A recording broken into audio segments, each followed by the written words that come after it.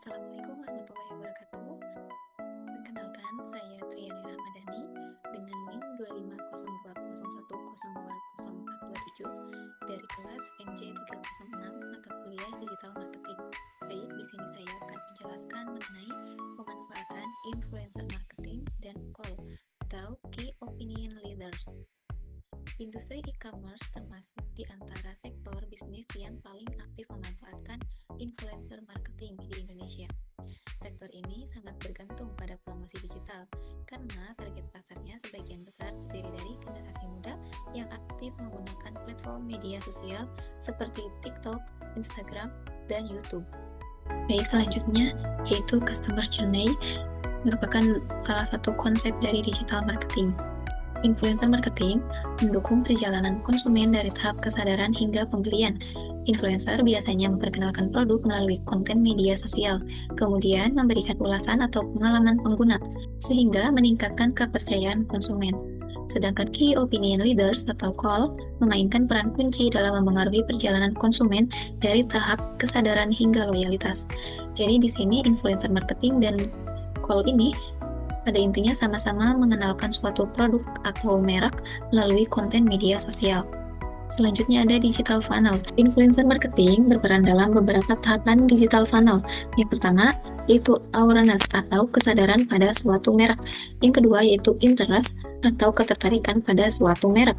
Yang ketiga yaitu desire atau menginginkan suatu merek tersebut. Yang terakhir yaitu action atau aksi yang pada akhirnya membeli satu brand atau merek tersebut. Sedangkan pada call atau Key Opinion Leaders berperan dalam beberapa tahapan funnels. Yang pertama yaitu top of funnels, yang dimana ini tahapan awal pada kesadaran mengenai suatu brand atau merek. Yang kedua yaitu middle of funnel, yaitu interest dan consideration atau ketertarikan dan mengamati suatu merek atau brand. Yang ketiga yaitu bottom of funnels atau conversion, yang dimana ini dari ketertarikan dan hasil mengamati suatu merek tersebut pada akhirnya ada dikonversikan menjadi suatu keinginan untuk membeli brand atau merek tersebut. Yang ketiga yaitu content marketing. Influencer menciptakan konten kreatif dan autentik yang sesuai dengan gaya komunikasi audiens mereka. Sedangkan call atau Key Opinion Leaders membantu perusahaan menciptakan konten pemasaran yang lebih menarik dan relevan bagi audiens mereka. Pada intinya, influencer dan call ini pada konten marketing ini sama-sama menciptakan konten yang kreatif yang sesuai dengan audiens mereka. Selanjutnya yaitu analisis data. Analisis data membantu perusahaan memilih influencer yang sesuai dengan target pasar mereka dan mengoptimalkan strategi pemasaran digital mereka. Di sisi lain, keberhasilan strategi call atau Key Opinion Leaders dapat diukur menggunakan beberapa indikator seperti engagement rate, react and impression, conversion rate, dan return on investment atau ROI. Selanjutnya yaitu ada dampak tren digital marketing. Yang pertama, ada dampak terhadap bisnis. Influencer marketing dan call membantu meningkatkan kesadaran merek, memperluas jangkauan pasar, dan meningkatkan penjualan produk. Strategi ini juga memungkinkan perusahaan untuk menjangkau konsumen secara lebih spesifik. Yang kedua yaitu dampak terhadap konsumen. Kebanyakan konsumen lebih mudah mendapatkan informasi produk melalui ulasan dari influencer dan call. Namun, konsumen juga perlu lebih selektif dalam menilai keaslian informasi promosi, karena bisa jadi yang diinformasikan itu adalah berita yang belum tentu pasti atau berita hoax. Yang ketiga yaitu dampak terhadap masyarakat. Tren influencer marketing dan call ini menciptakan peluang kerja baru di ekonomi digital, seperti untuk konten kreator, spesialis media sosial, dan pemasar digital.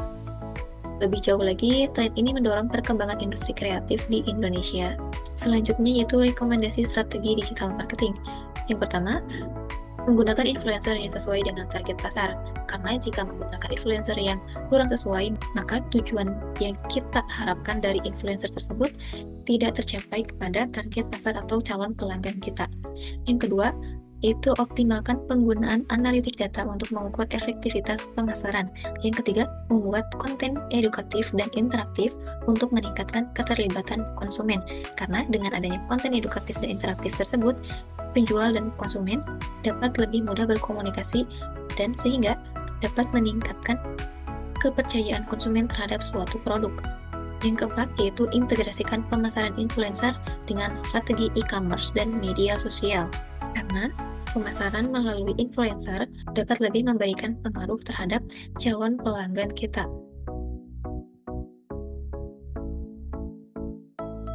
Baik, sekian penjelasan dari saya mengenai pemanfaatan influencer marketing dan call atau key opinion leaders pada industri e-commerce. Mohon maaf apabila terdapat banyak kekurangan pada penjelasan materi tersebut. Terima kasih atas perhatiannya. Wassalamualaikum warahmatullahi wabarakatuh.